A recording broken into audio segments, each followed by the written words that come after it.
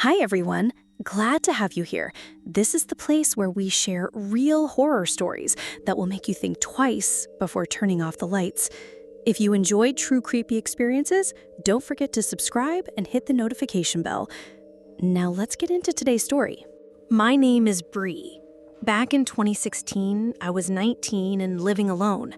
That night, I'd stayed up way too late studying and only managed a short nap before evening. I was still groggy when I stepped into the shower to wake myself up. That's when I heard a strange scraping sound coming from outside. I turned off the water and listened. It wasn't loud, but steady. I peeked out the window, saw nothing, and figured maybe a neighbor was out working in their yard. Trying to ignore it, I finished up and headed back to my room. Now, I've always dealt with anxiety. Sometimes paranoia creeps in, especially when I'm alone. Still, I tried to stay calm. I sat down on my bed and sent a text to my boyfriend, asking what he wanted for dinner.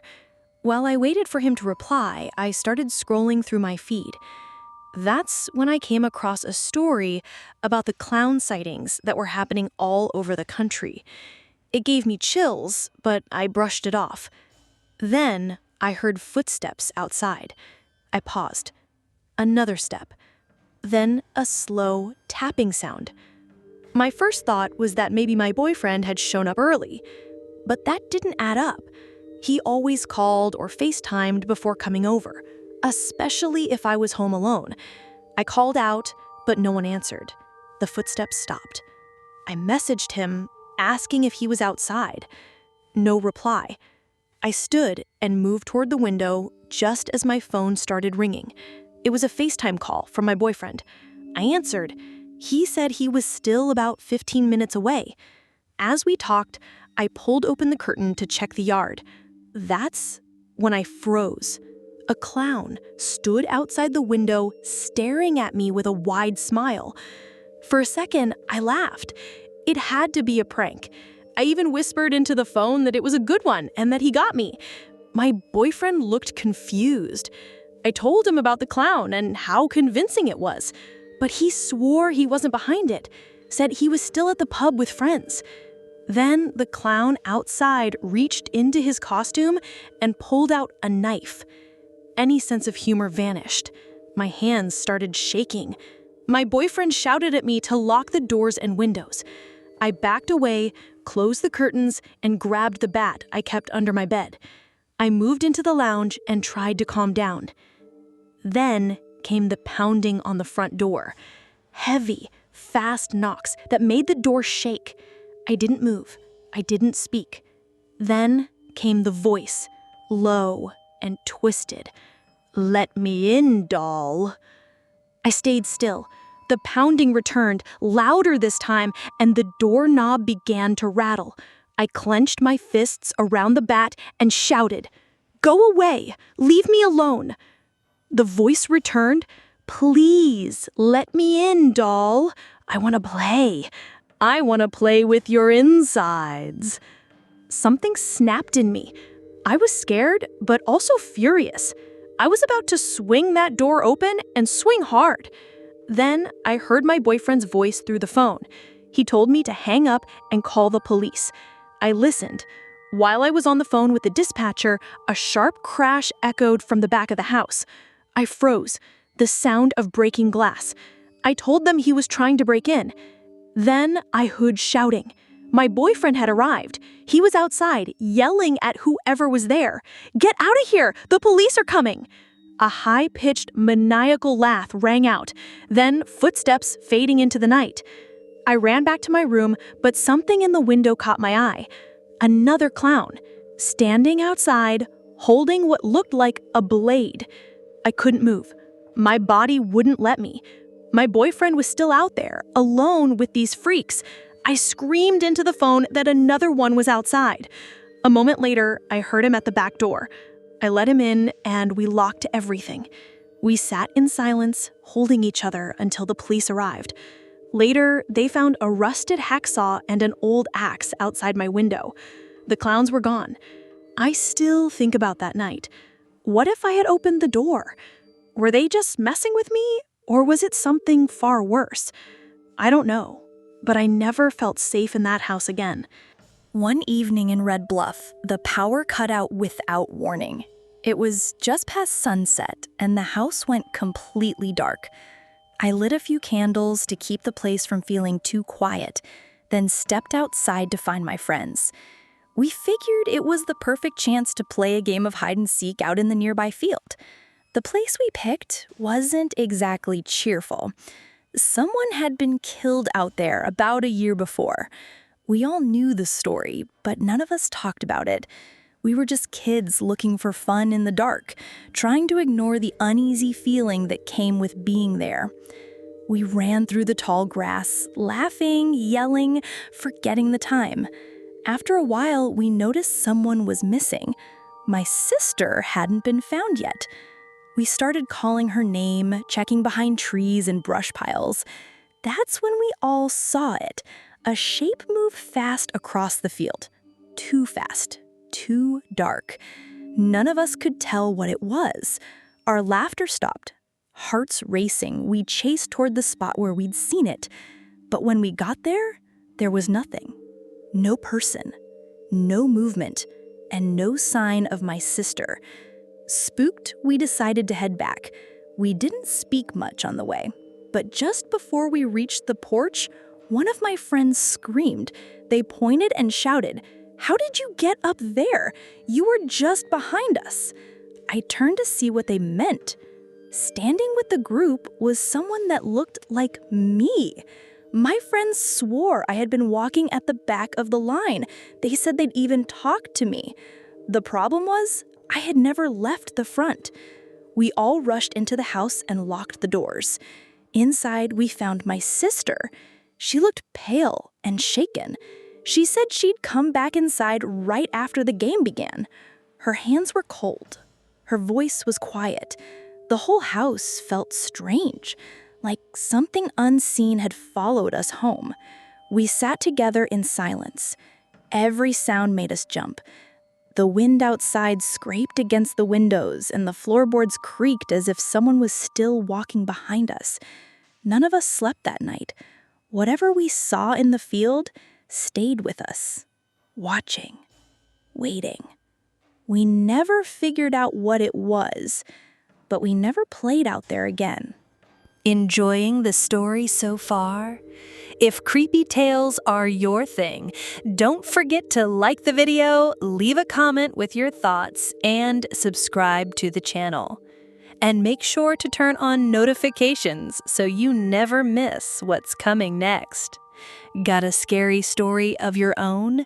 If you have a true horror experience you'd like me to share on the channel, send it to the email address listed in the video description.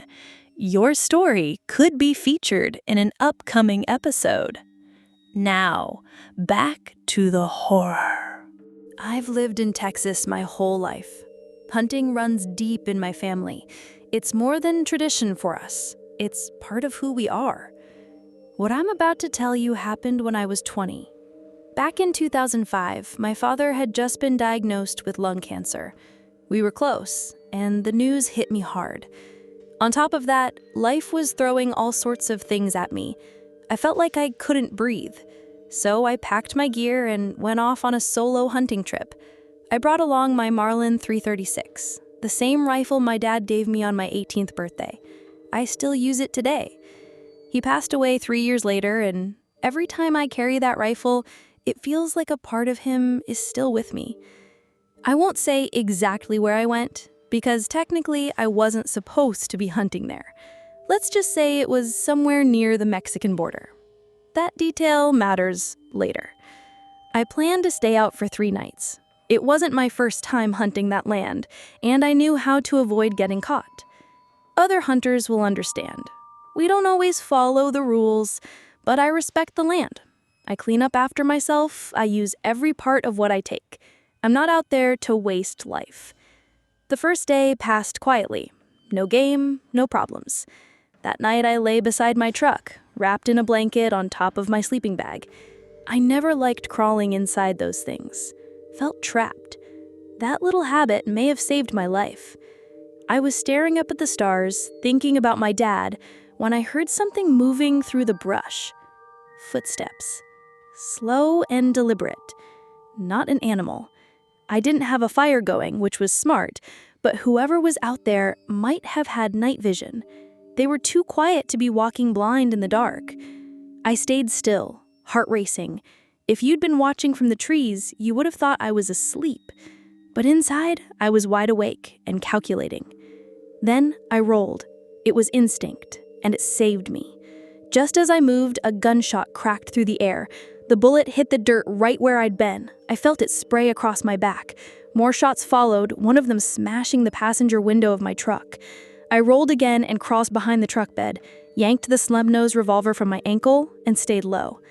When the gunfire finally stopped, I waited. Then, I fired back, low and fast toward the trees. I didn't expect to hit anything. I just wanted them to know I wasn't going down easy. I heard footsteps retreating, more than one set. They took off into the woods, but I didn't chase.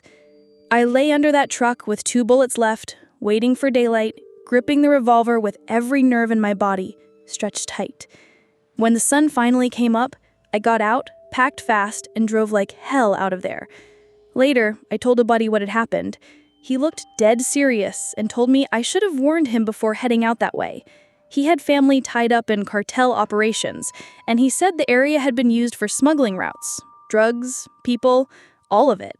That was all I needed to hear. I don't hunt outside legal land anymore. Not worth the risk. If I'd been zipped up in that sleeping bag, I wouldn't be here to tell this story. I spent most of my childhood in the countryside. It wasn't some peaceful paradise like people often imagine. There was beauty, sure, but also secrets. My great-uncle lived out there, a respected World War I veteran who went to church every Sunday. What most didn't know, though, was that he also ran a quiet but massive weed-growing operation. Strangely, it didn't hurt his reputation. If anything, it seemed to earn him even more respect from the locals who bought from him. The area had its fair share of violence. Fights, shootings, things swept under the rug. It wasn't talked about, and it rarely made the news. As my uncle got older, I started helping him with the farm work. I stayed away from his illegal business. I didn't even know about it until much later. I'd usually drive out to his place on weekends to lend a hand, and then head back home Saturday night. One evening, when I was about 15, I left his place later than usual. There was a show I wanted to catch on TV, something I couldn't watch at my uncle's place because he didn't own one. I wasn't worried about the time. What I didn't consider was how little experience I had driving at night. The roads were narrow and winding through the hills. You rarely saw other cars during the day, much less at night. I was relaxed, listening to the radio, probably not paying enough attention. Suddenly, headlights appeared in front of me. I swerved hard to the right, barely avoiding a head-on crash. My heart was pounding, but I kept going. Then I noticed the car behind me had turned around. It started following me. At first, I thought the driver was angry and maybe wanted to confront me, but they didn't speed up or try to get beside me. They just kept a steady distance, like they were watching. As the road climbed along the hillside, everything changed. The car suddenly surged forward and began ramming the back of my truck. Not too hard at first, but enough to make my tires jerk. The road had no guardrails. One bad hit and I'd be over the edge. I tried to outrun them, but I couldn't go too fast without risking a deadly fall. That's when I realized they weren't trying to scare me. They were trying to push me off. Panic took over, but I managed to stay focused. Then I heard the gunshot. Loud and close. There was no mistaking it. Someone in that car was actually shooting at me. Instead of panicking more, I slammed on the brakes. Hard. The car behind me tried to avoid crashing into me, but it swerved too fast and went straight off the edge. I didn't stop. I couldn't. I was a scared kid with no idea what to do. I drove home shaking and called the police once I got there. I reported a crash on the hill, but didn't say anything about the gun or being followed. Later, I found out who they were. Dangerous guys. Everyone in town knew their names. I was terrified they'd figure out I was the one in that truck, but they never came after me. I saw them around sometimes, but they never looked twice in my direction. Maybe they never knew. Maybe they didn't care. Either way, I never drove after dark again. Hi everyone, glad to have you here. This is the place where we share real horror stories that will make you think twice before turning off the lights. If you enjoy true creepy experiences, don't forget to subscribe and hit the notification bell. Now, let's get into today's story.